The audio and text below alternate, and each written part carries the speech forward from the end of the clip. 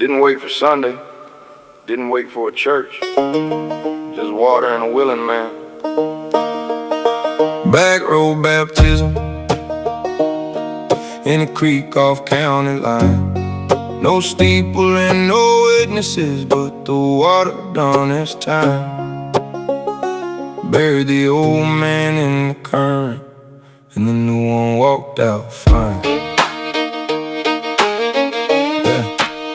I got saved on a Wednesday night in a stranger's living room. Little Bible study, 6 folks, coffee and a broom. Swept floor and I wasn't looking for it, I was there for the ride. My buddy dragged me out the house cause I've been shut inside for 2 weeks straight after the last bad thing I did. And somewhere between the second cup and the closing prayer it hit. No longer it just landed, all of it, the whole weight of every year I'd wasted. And the God who'd stayed up late waiting on me, and I said yes right there on that carpet. And the man leading the study, Brother Ray, he didn't mark it, it'll make a spectacle. He just asked me one question: you wanna get baptized? And I said, when? That's my confession, cause I waited 31 years and I couldn't wait a week. And he laughed and grabbed his keys and said, well, I know a creek. Acts 8:36, the Ethiopian in the chariot. Read the scripture, understood it, saw some water, and he carried it straight to the point. Look, here's water, what's to keep me from being baptized right now? And Philip didn't say, hold on son, we got a service scheduled Sunday, we got a robe to fit. He stopped the chariot, they both went down and hidden, that's the spirit of the thing. So we drove out past the mill down a gravel road, 4 of us in the dark and the still. Backroad Baptism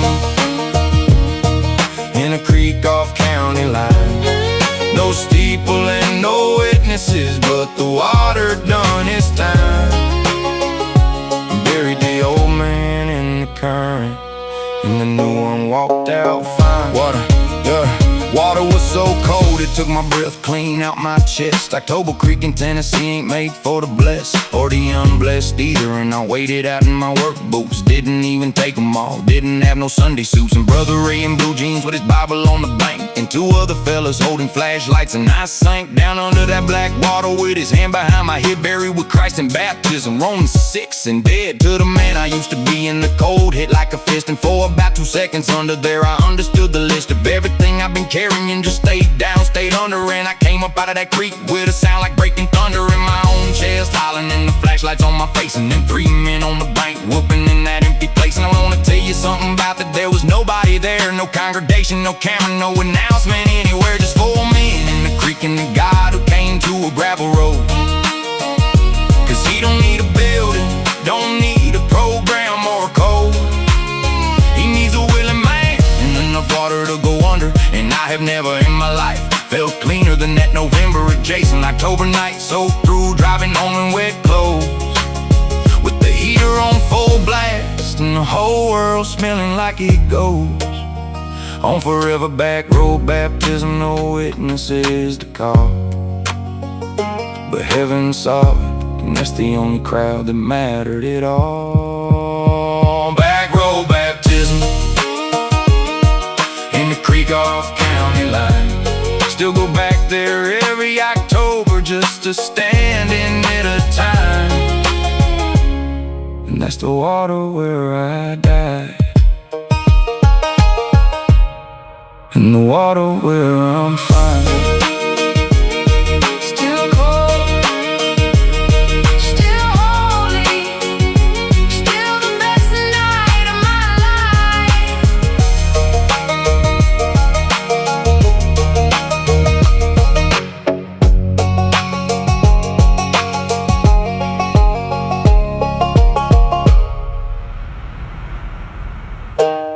Still cold, still holy, still the best night of my life.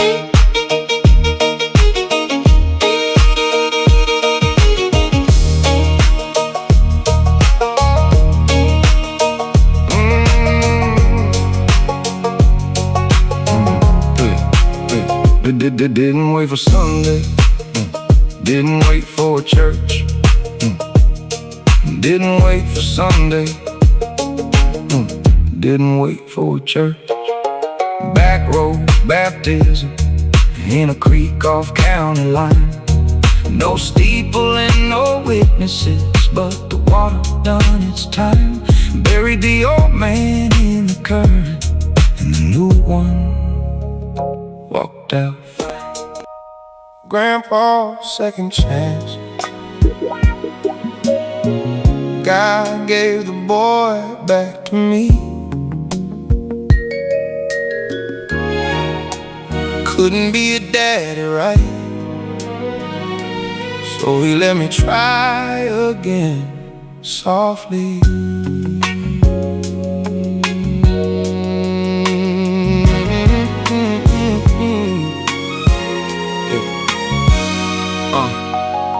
I was a terrible father, I'm not gonna soften it or sand the edges down. My daughter grew up watching a man who was there and not there, who came home wrong and not at all, who promised the recital and then missed it, who'd stall out on the couch for 3 days and then buy her something nice to square it. And she took the gifts and paid the price of learning early that her daddy's love came with a weather report attached, and you checked it every day and you better read it right. She's 34 now, we're okay, we talk. It took a decade of me showing up sober to walk it back even part way, and it ain't all the way back and it won't ever be. That's the arithmetic of it, and I don't get to complain about the ledger I wrote myself. But something happened 4 years ago, I ain't got the wealth of language to explain. She had a boy and she called me and she said, "Daddy, can you watch him Thursdays?" And she called me Grandpa's second chance. God gave the boy back to me. Couldn't be a daddy, right? So he let me try again, softly. Every Thursday, every story, every scraped up knee and dance. I don't deserve a single one. That's why they call it Grandpa's second chance. Daddy, she called me daddy first time in 11 years, and she trusted me with her son. And I wanna be clear about what that cost her. That was not a small ask. That was my daughter handing me the one thing, the whole task. She watched me fumble with her and saying, "Here, try again." And I have never in my life been so terrified. And then Thursday came and the boy came in my house and I was 49. I was into not sleeping cause I was scared I'd cross some line I couldn't see. And he grabbed my finger and said, "Pop, pop, come." And we went outside and looked at bugs for 2 hours, just some bugs in the yard, and that was it, and it was everything. And I did that every Thursday for 4 years. And the thing that gets me is I'm good at this, I'm actually good at this. The patience I never had at 30, the presence I dismiss is boring back then. It's all here now, it came just late. Psalm 103:17, his love is with those who wait, and his righteousness extends to the children's children. And that's the verse that undoubts me, cause it says the blessing skips the curse down to the 3rd generation. My daughter got the broken knee, her son gets the mended one. That ain't fair, but it's mercy. Grandpa's second chance. God gave the boy back to me. Couldn't be a daddy, right? So he let me try again, softly. Every Thursday, every story, every scraped up knee and dance. I don't deserve a single one. That's why they call it Grandpa's just last month, my daughter came to pick him up and stay for supper. And after he went down for a nap, she sat there at the counter and she said, "I'm not jealous, I want you to know that I used to be. When I first saw you with him, I about drove into a tree on the way home, cause you were being with him what I needed you to be with me." And I sat in that anger a long time, but now I see him getting it. And it's not the same as me getting it, but it's something. And I'd rather he have it than nobody have it, and that's not nothing. And I didn't say a word, couldn't just reached over and held my grown daughter's hand at a kitchen counter, sober for the first time in her whole life. And Deuteronomy 7:9 says he's a faithful God who keeps covenant to 1,000 lines of generations. 1,000, not one, not the ones who earned it. And whatever I burned down in her childhood, he hasn't burned it all the way to the ground. There's a boy in my backyard looking at bugs. Who's gonna grow up knowing a granddad who shows up? That's the drug I trade every other one for. And I got it late, and I got it. Grandpa's second chance. God gave the boy back to me. Couldn't be a daddy, right? Couldn't be a daddy, right? Softly. And my daughter held my hand last month. That's the miracle. Every Thursday, it's a resurrection. Grandpa's second.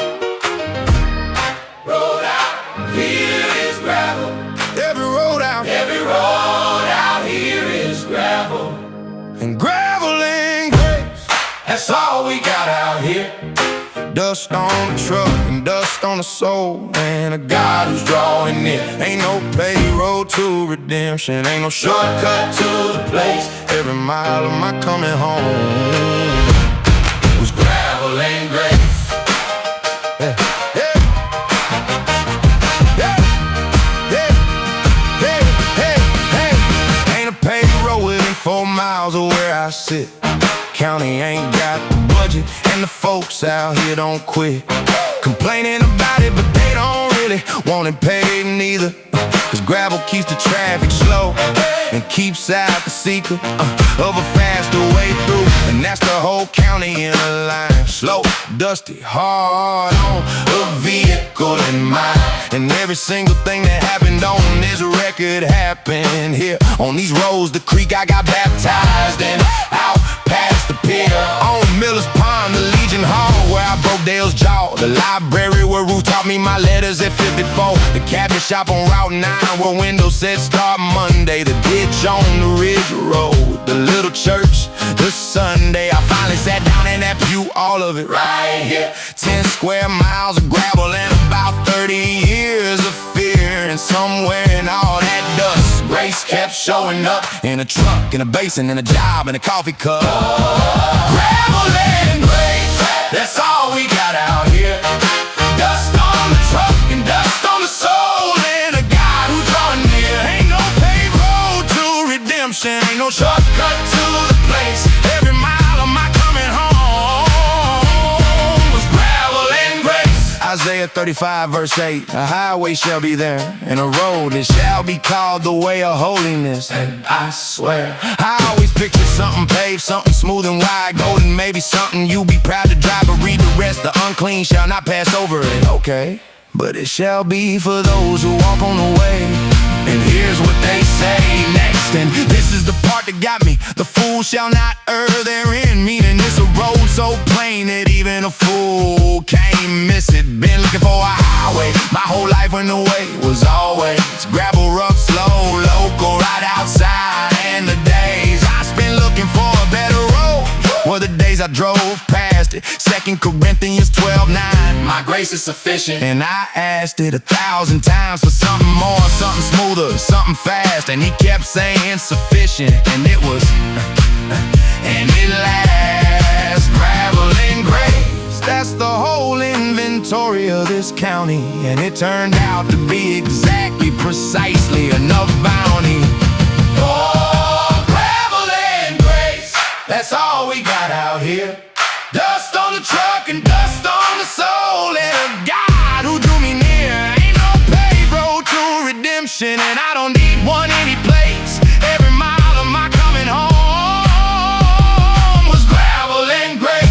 Second chance county population, me and everybody else who got a road they can't stop driving. God who came himself. Gravel and grace, gravel and grace, gravel and grace. Sufficient, sufficient, sufficient, that's all it ever was, and it was enough. Gravel and grace.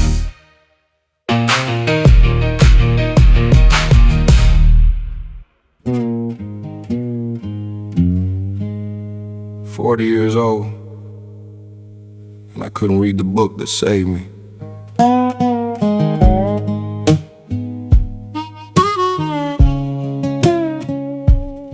The hiding.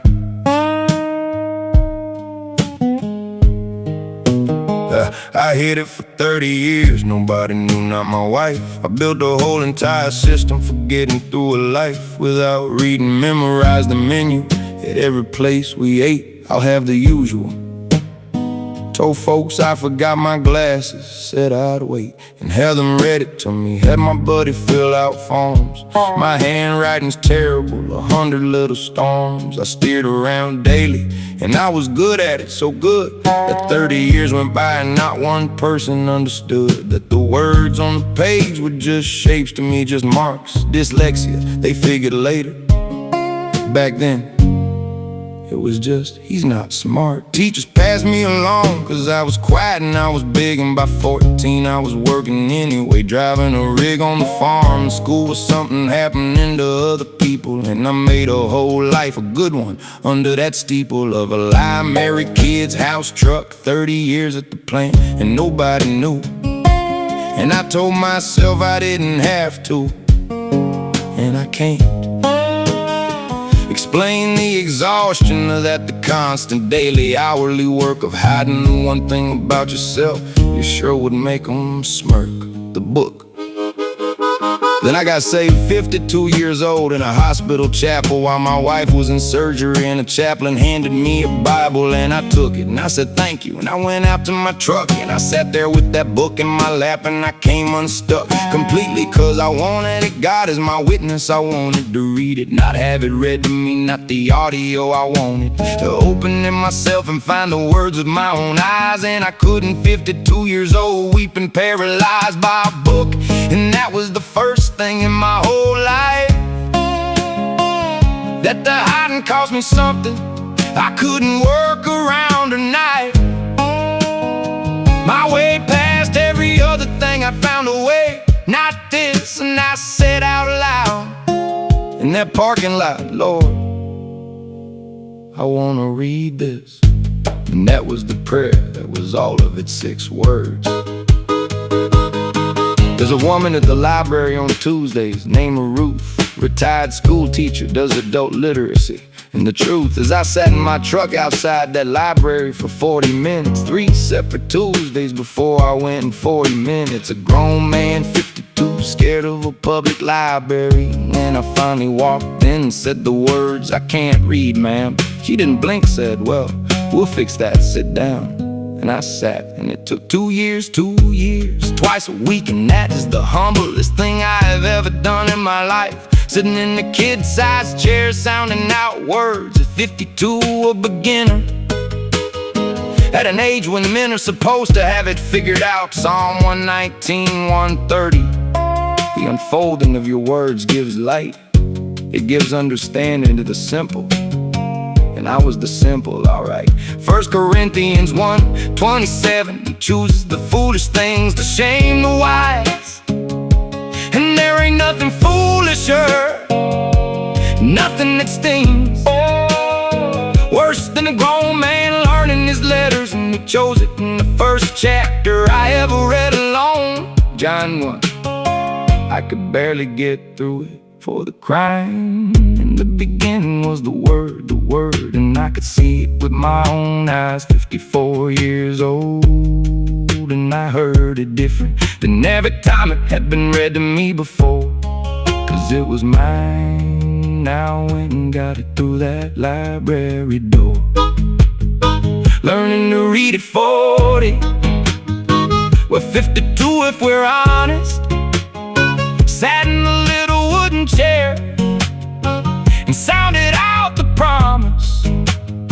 Now I read it every morning with my own 2 eyes, my own. Learning to read at 40, best thing I have ever done.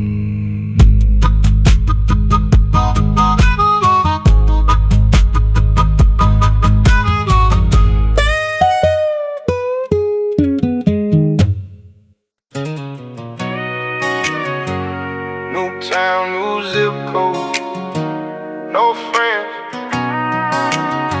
but the same guy moved in with me. New town, same guy, strange streets but a familiar hand on. No single soul here, but the one who does already had it planned. He goes before me, he's already there. He never leaves, he never nods. I'm starting over, started lonely, but it's a new town, same guy.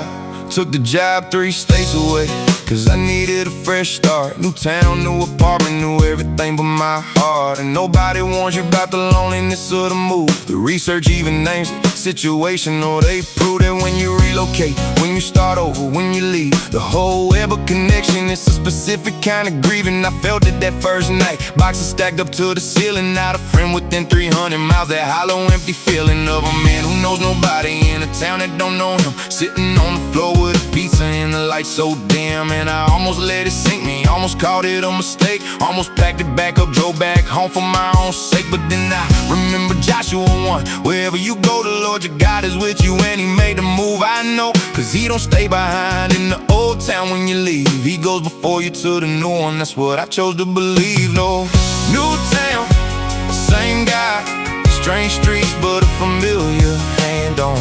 No single soul here, the one who does already had it planned. He goes before me, he's already there. He never leaves, he never nods. I'm starting over, starting lonely, but it's a new town, same guy. Jacob had a night like mine, out alone on the run, slept on a rock in the middle of nowhere, under the sunset of a life he left behind. No home, no bed, no kin, and he had a dream of a ladder, and he woke up and within him rose this realization. Genesis 28, surely the Lord is in this place, and I did not know it. Wait, he was here the whole time, and it's nowhere, and it's nothing. And I said the same thing second week when God started something small. I found a little church, backroad and no face, but an old man shook my hand and said, you're welcome in this place. And it wasn't much, but it was him. It was the first thread of a brand new web of people that the same God was spread around my lonely life in this new town, in this new star. Deuteronomy 31, he goes before, he won't depart. So if you moved, if you're starting over, sitting on that floor, alone in a new town, you ain't he walk right through the door.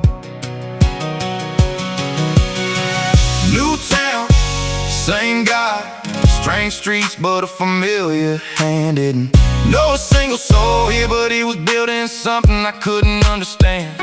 He went before me, was already there.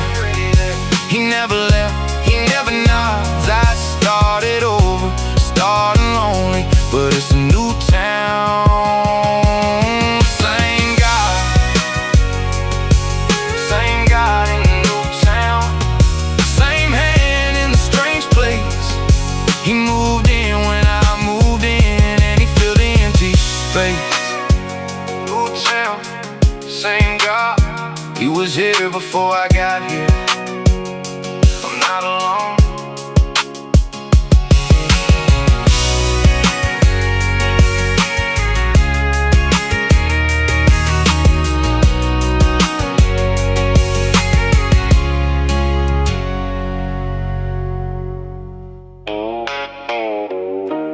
My last name ain't ruined yet, the Lord knows I gave it a run.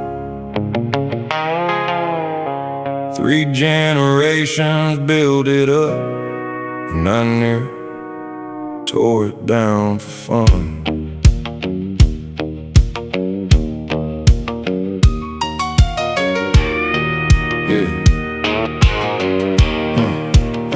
My great-granddad put this name on a hardware store in 48. Granddad kept it 40 years, never once was late. On the bill, never showed it a man, never broke his word, and my daddy ran it after that. And whole county heard that name of thought, honest thought, solid thought, good people. 4 generations of a name worth more than the steeple on the Baptist church. And then me, I come along, and in about 9 years I made that name a punchline in a song. Folks would tell at the diner, you hear what the boy did now. Wrecked the truck through the Henderson's fence and somehow made bail, and did it worse the next year and the next, till the name my granddad built was a warning and a text message people send each other. And here's what nobody tells you about ruining your name in a town this size. It never leaves you. You can't move 3 towns over and start clean like in the city. Everybody knows forever, and there ain't a bit of pity. My last name ain't ruined yet, I can still hear my granddad's voice. Said a name ain't what you're given, a name is what you build by choice. So I'm building it back, one paid bill, one kept it. 9 years in, and I'ma say it, my last name ain't ruined yet. Proverbs 22:1. A good name's to be chosen over great riches and favors better than silver frozen to gold. And I laughed at that verse when I was 24, cause a name don't buy nothing, a name won't pay a store credit. But a name's the only thing in a town like mine that opens every door, closes them, that draws the line between the man they'll hire and the man they'll watch close. And I earned every bit of the watch, and that's the dose of medicine I still swallow. But here's what I've been learning, slow in public over 9 years of the burning off of what I was. A name gets rebuilt the same way it got wrecked, one day at a time, in front of everybody with respect. Earned back in increments so small you can't see them, till one day at the hardware store I still go in there. I mean, it's got my name on the sign. Oh, Mr. Pruitt looked at me and said, your granddad be proud. And I had to go sit in my truck weeping. My last name ain't ruined yet, I can still hear my granddad's voice. Said a name ain't what you're given, a name is what you build by choice. So I'm building it back, one honest day, one paid bill, one kept it. 9 years in, and I'ma say it, my last name ain't ruined yet. Got a boy now, 6 years old, same last name, obviously. And every single thing I do from here on out will carry seat. That's the part that scared me sober more than any judge or jail, the thought of handing him a name that's already a tale. Folks tell about his daddy, cause a kid in a small town, which his father's reputation like a coat and it weighs down or it lifts him. And I had already loaded that coat heavy before he was even born. So the work ain't just for me, it's ready-made inheritance. I'm either fixing or I'm leaving broke. Joel 2:25, restore the years the locust took, he spoke.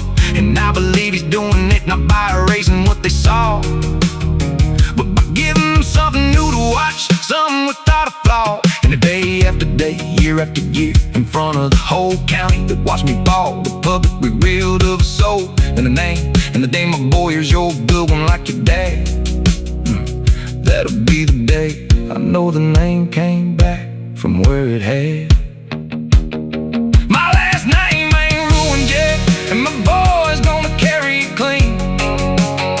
It ain't what you're giving, it's what you build, and I'm building what it'll mean. So I'll pay every bill and keep every word till the debt is paid and said. He wrote O's in his hand, so why'd I think mine had to go?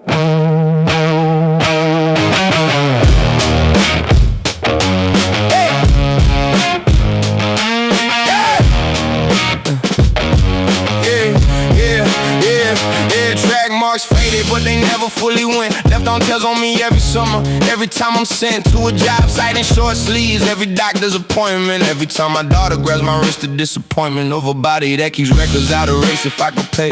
And it ain't just the arms, it's the truth, I lost the weight. My left knee gives out from a night I don't remember, the hearing in one ear gone from a speaker in December of '09. And I used to think that getting healed meant getting restored to factory, meant the whole thing sealed back up like it never happened, like a clean slate means clean skin. And when the scars stay put, I figured something was still in me. I'm finished, I'm forgiven, some part God hadn't touched, cause surely if he really fixed me, he'd have fixed this much. And I carried that a long time, the shame of the visible, the evidence that wouldn't leave. And then I read something pivotal, still got the scars, and I ain't hiding them no more. He rose up from the grave, still wearing what he wore. Put your finger in my hands, he said, that's the proof of who he is. Still got the scars, and mines are proof of his.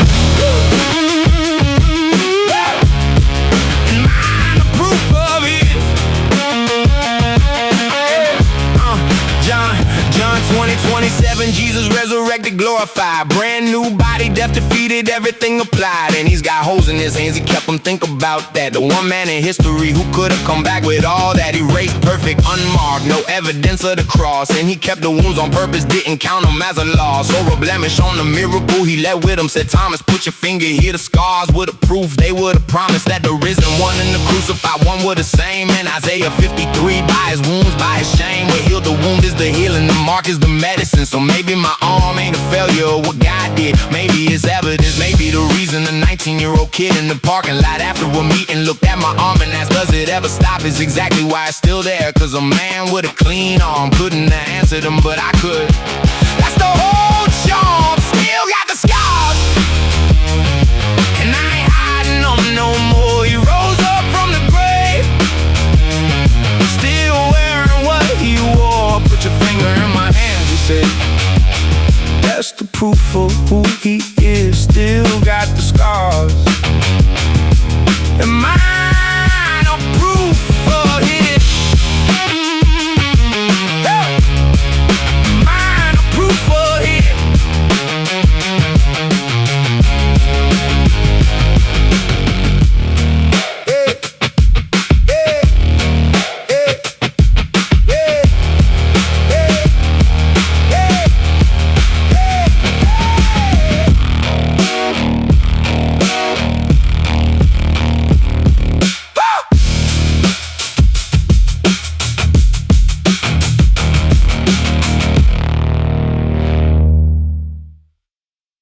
He rose with holes in his hands, so why'd I think mine had to go?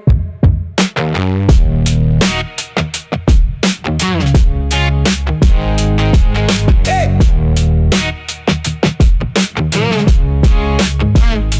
Track marks faded, but they never fully went. Left arm tells on me every summer, every time I'm sent to a job site in short sleeves.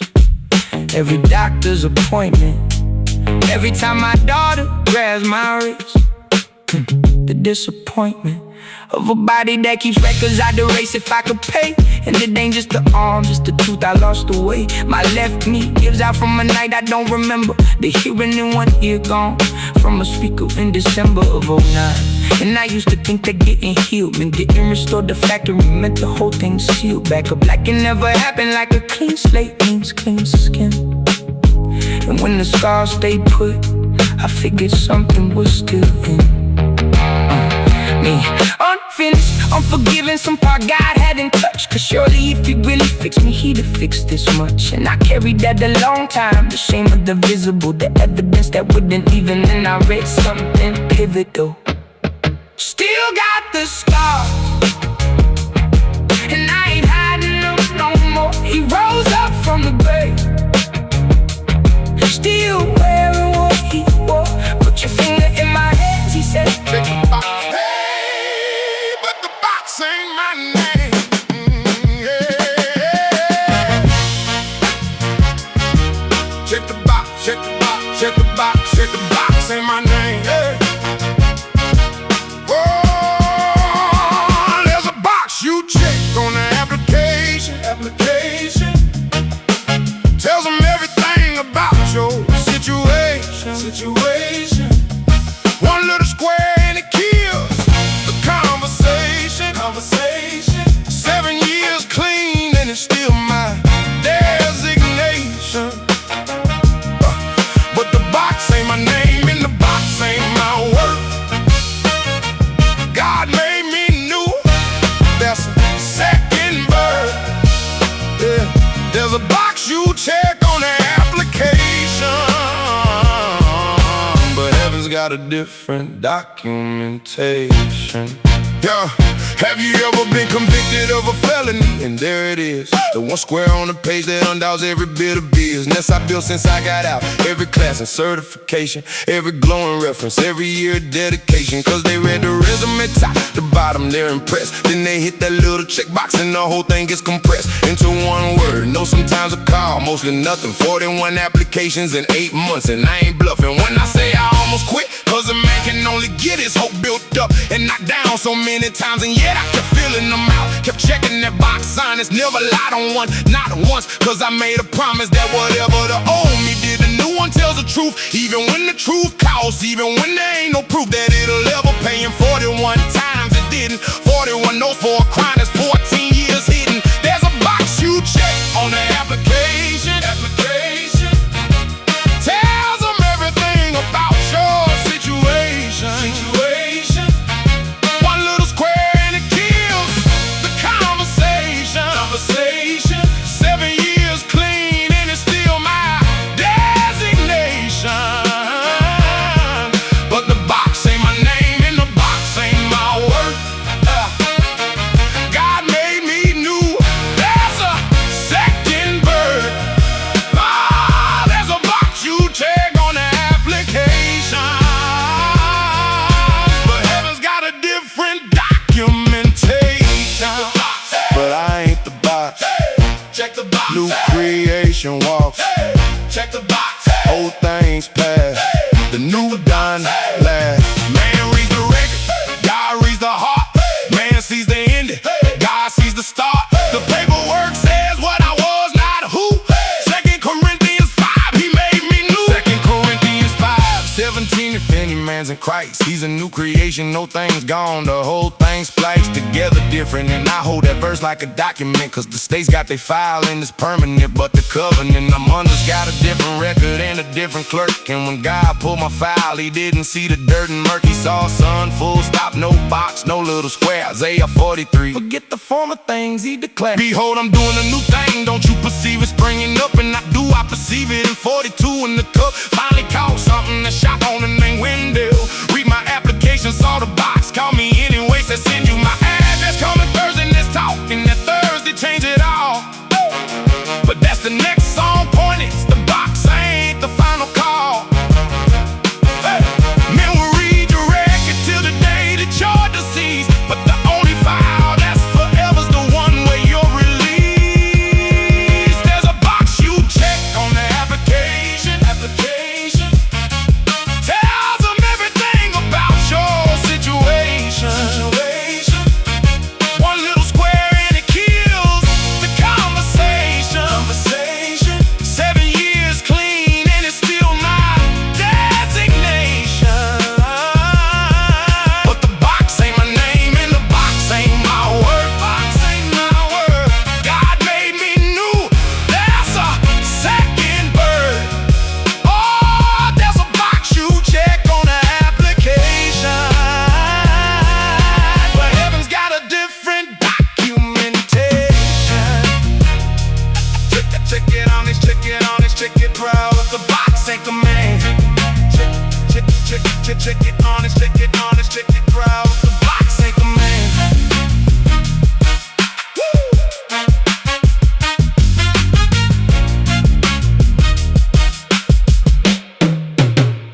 Check the box, check the man.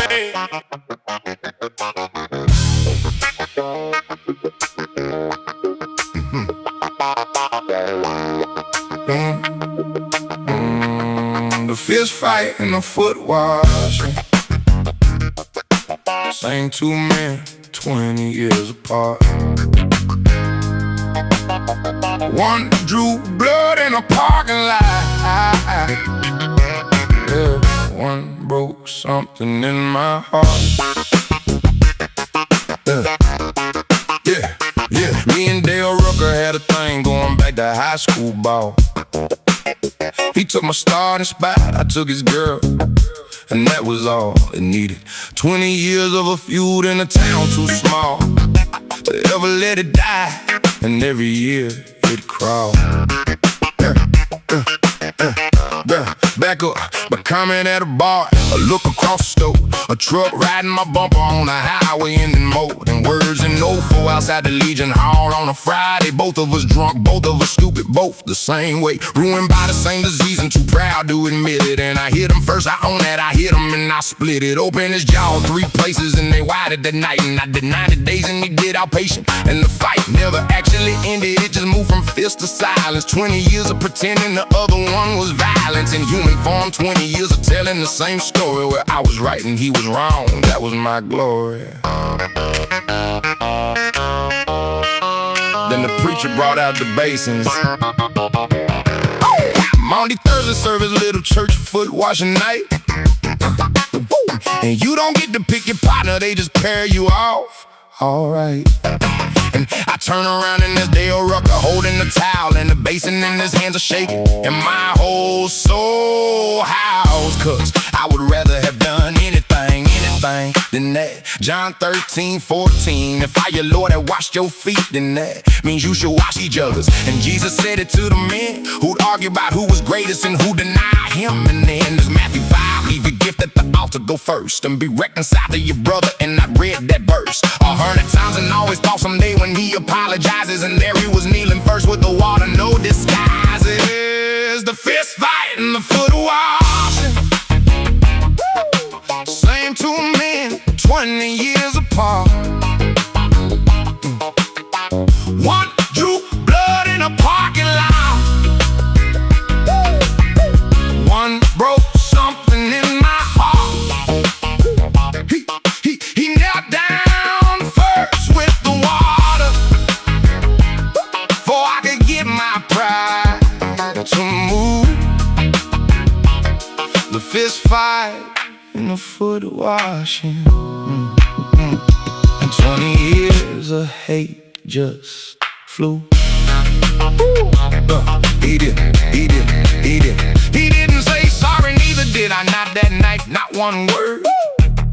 He just washed my feet and then I washed his, and the only thing I heard was both of us breathing hard like men who've been running. And when it was done, he stood up and he hugged me, and I was stunned in a way I ain't been since. 'Cause it turns out I've been carrying the man in my chest for 20 years, and I was burying myself under him. In the second the water hit my foot, the whole thing just broke, and the hatred came uprooted. We had coffee that next Tuesday, and every Tuesday since near about 6 years now, he's the second call I make when things go south. And I still don't fully understand how a basin and a rag undid with fists and courts, and 20 years of talking never drag. A fist fight and a foot washing, same two men, 20 years apart. One drew blood in a parking lot, one washed the poison from my heart.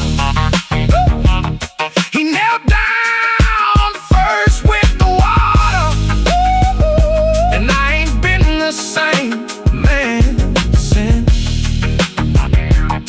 The fist fight and the foot washing, that basin was the recompense.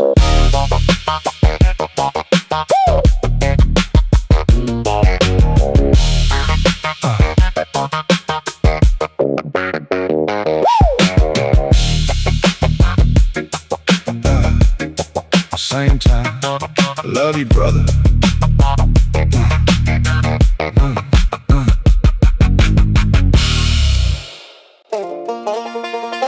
41 said no, and Wendell said coming Thursday. The man who hired me anyway saw the box and called me back. 41 had shut the door, and he just cut me some slack. Gave a fella a set of keys, and I ain't never looking back. Yeah. Wendell Pruitt owns a cabinet shop out on Route 9. 12 employees, 40 years in business, and a sign that's been the same since 1981, faded green. And he's the man who read my application, saw the felony, and seen something the other 41 apparently did not. And I have asked him about it maybe 8-9 times, and he's got the same answer every time, and it never satisfies me. 'Cause I want a reason, want a system, want to see the logic. And he just says I had a feeling, and I prayed on it. That's it, that's the whole thing, a feeling and a prayer, and he laid on it. His whole shop's safety, his insurance, his reputation. 'Cause a small town business hiring a felon is a conversation the whole county has, and he knew it, and he did it anyway. And that first Thursday when I came in, he didn't make me say a word about my record, not one question, not one hint. just walked me through the shop, showed me the table saw and went, "Can you run one of these?" And I said, "Yes, sir." And he said, "Start Monday, 8 minutes." That's how long the interview was, 8 minutes on a Thursday. And I sat in my truck after, and I could not turn the key for 20 minutes, cause I was crying too hard to see. 41 no's, and then a man who just didn't ask, who took the risk that 41 wouldn't. That's the task. Nobody wants being the one who bets on the man with the box and window bet. And I have not missed a day in 6 years, not one clock. The man who hired me anyway saw the box and called me back. 41 had shut the door, and he just cut me some slack. Gave a fella a set of keys, and I ain't never looking back. Matthew 20, there's a vineyard owner, goes out at dawn, hires workers, then again at 9, at noon and on, till 5 in the evening. 1 hour left in the whole day, and he finds men still standing there, and he asks them why they stay idle. And they say, because nobody hired us. Nobody hired us. That's the line, that's the whole line, that's the requirement for getting hired at the 11th hour. And that story, just that nobody else wouldn't. The owner in his glory pays them the same as the ones who work since sun up. And everybody grumbles, and the owner says, "I'm done up with my own money, what I chose. Are you envious? Cause I'm good, and I never in my life understood a parable like I understood that one." Sitting in a cabinet shop break room at 43, reading it on my phone at lunch, realizing it was me. I'm the 11th hour man. Nobody hired me, nobody would, and somebody didn't pay me like I'd worked since I could. And Windows just the earthy copy of the thing God already did. He read my file and hired me anyway, both of them, and I'm his kid. Now on paper in heaven the same way I'm on payroll here in Philemon. Says it plain, Paul writing about a runaway. If he owes you anything, charge it to me, put it on my account. And that's the gospel in a business letter, that's the full amount. Somebody covered what I owed, so somebody would hire me on. And I go to work every morning for 2 men, and one of them's gone on ahead, but I'm building cabinets for both. The man who hired me anyway, he's 71 this year, says he's gonna sell me the shop when he finally retires from here. The man who hired me anyway gave a fella a career. Nobody hired us, and then somebody did. Thank you, Wendell.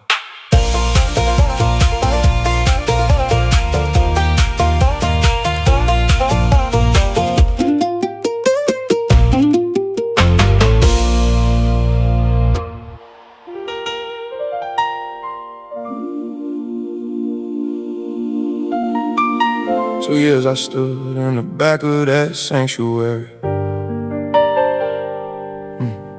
Never sat, not once, every Sunday stationary. By the door, arms crossed, ready to leave if anybody recognized me from before. Cause this town's small and everybody knows they know about the arrest. They know about the wreck. They know what I did to my mother. They know about the check I wrote her that bounce when she was already sick, and half that congregation watched it happen. So the trick I played on myself was, I can come but I can't belong. I can hear the sermon from the back. I can mouth along with the hymns, but I don't get a pew. Pews are for the clean, pews are for the families in the middle, in between the saints. And I'm the thing that happened to this town. So I stood 2 years, never once sat down. And the shame wasn't something anybody put on me. They'd welcome me, I put it there, I held the deed. The pew I was Too ashamed to sit in was waiting for me the whole time.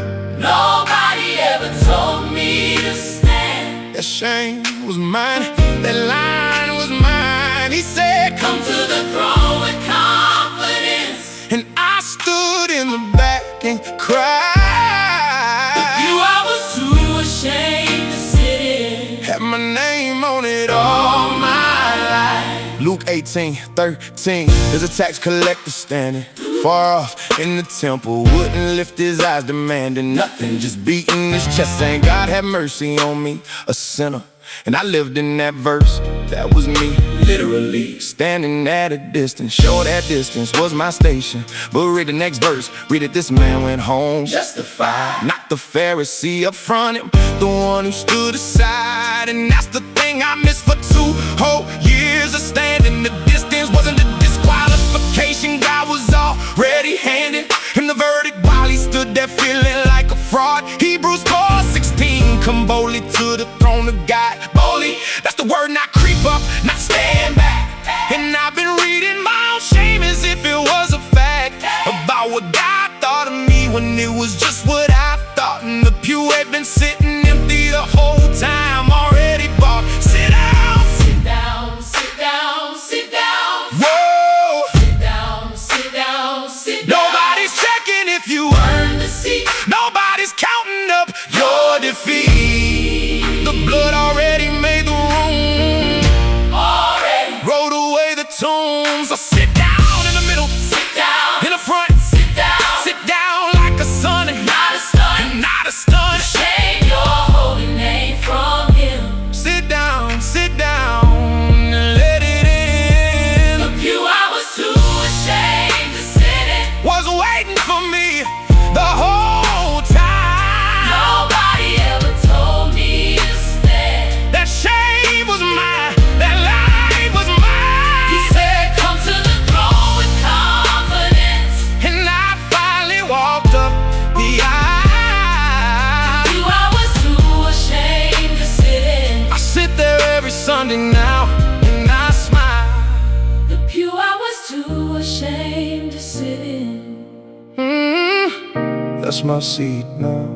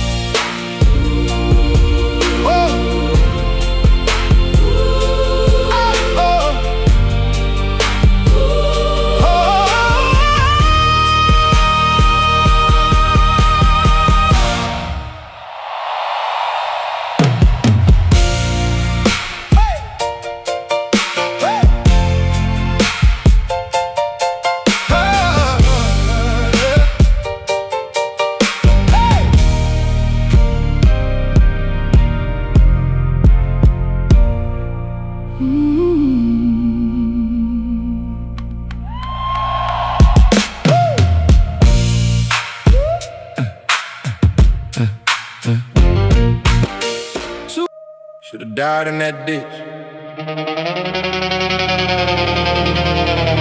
Instead I got born.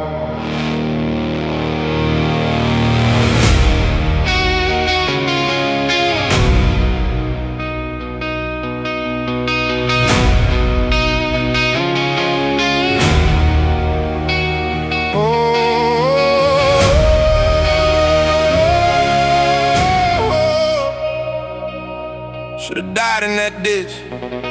Instead I got born. 2:15 in the morning on the Ridge Road, doing 70, which is 30 over in the rain. And there ain't no memory of the actual moment, just before and then the after. Just the radio and then the sound like the whole world's laughter. Turning in the metal in the truck, going end over end, down an embankment through a fence. And I still can't comprehend how the cab stayed together. State trooper said he worked wrecks like that for 20 years and never seen a person shirk. Death, that clean truck was scrap, roof crushed to the seat. Everywhere except the 8 inches where my head was complete destruction. All around the space exactly big enough for one man. And I walked out bruised, concussed, but up. And here's the thing that undoubts me still, 12 years on, I was the only one out there. 2:15, nobody else, no one coming the other way. No family in a minivan, no kid, nobody but me on that road for me to hit. And that's the lid. I should've took somebody with me. Drunk at 70 in the rain, but the road was empty and the roof held. And I'm the only one who felt the pain. The wreck that saved my life tore up everything I had. Took the truck, took the lights,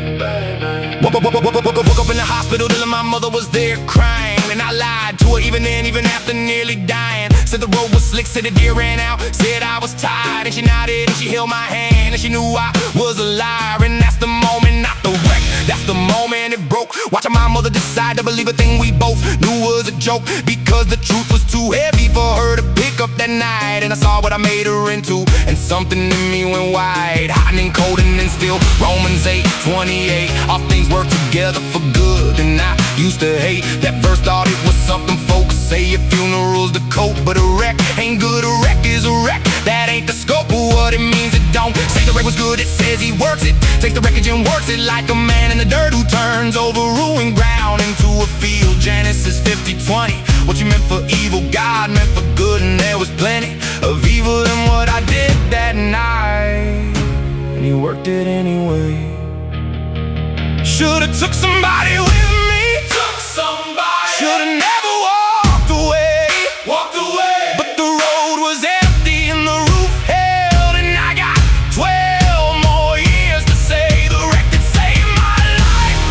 Up everything I had, took the truck, took the license, took the last lie I could add, but it let me breathing in a dead. With a God I couldn't fight, the wreck that saved my life. That was mercy in the shape of a bad night, bad night, bad night, bad night.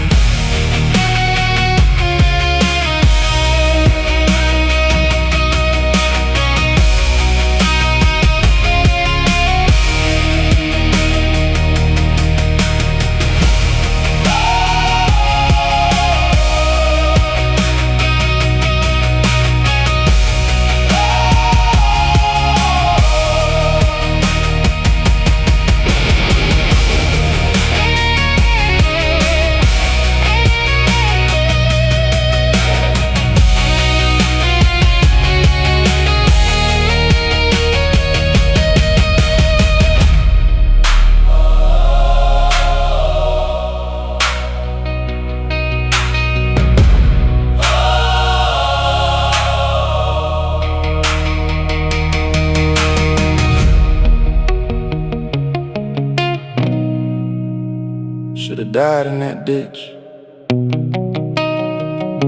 instead I got born.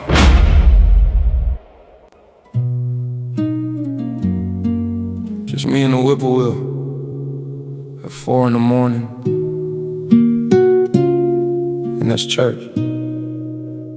Whippoorwill worship, 4 a.m. on the back porch pew. Just a bird and a broke old man saying thank you to the dark and to you. The heavens declare it and so does he, calling out across the field. Whippoorwill worship, the quietest church I know is real. Yeah. I don't sleep past 4 no more, ain't been able since I got clean. 12 years of a body that don't know what rest means. And I used to fight it, used to lay there mad at the ceiling, counting hours till the alarm, resentful of the feeling. Till my wife said one morning, half asleep, just go outside. And I did, and that was the accident that opened wide the best 2 hours of my day for the last decade or more. Coffee porch, the dark, and the whippoorwill next door, and the tree line calling out that same 3-note thing over and over, no audience, nothing to gain, just singing. Cause that's what he's made for, and it don't require the sun or a crowd or a reason. He's a nocturnal one, and so am I now. Turns out Job 35 verse 10, where is God my maker, who gives songs in the night? And then I understood what I've been given in the sleeplessness. He gave me the night, he gave me the hours nobody blessed. Whippoorwill worship, 4 a.m. on the back porch pew. Just a bird and a broke old man saying thank you to the dark and to you. The heavens declare it and so does he, calling out across the field. Whippoorwill worship, the quietest church I know is real. Psalm 19, the heavens declare the glory of God, and the skies proclaim the work of his hands. And it's odd, cause it says day after day they pour forth speech, and night after night they display knowledge. Without a sound, without a sight of words, there is no speech, no language where their voice ain't heard. And that's my 4 a.m. exactly, not a single word. Just a whippoorwill, a tree line, a coffee cup going cold, and the whole thing preaching harder than a sermon never told me anything. Cause out there I ain't performing, ain't got anything to say, ain't got a prayer request or a thought worth praying. I just sit and the bird sings in the dark, holds both of us, and somewhere in there, without a spark or a feeling or a moment I could point to, I get filled back up for the day. And I have never once willed it to happen, it just does out there before anybody's waking. Whippoorwill worship, the realest church I've been taking. Whippoorwill worship, 4 a.m. on a back porch pew, just a bird and a broke old man saying thank you to the dark and to you. The heavens declare it, and so does he, calling out across the field.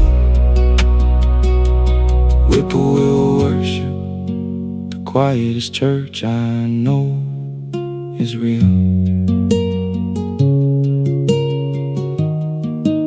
There he goes, right on time. Morning, Lord.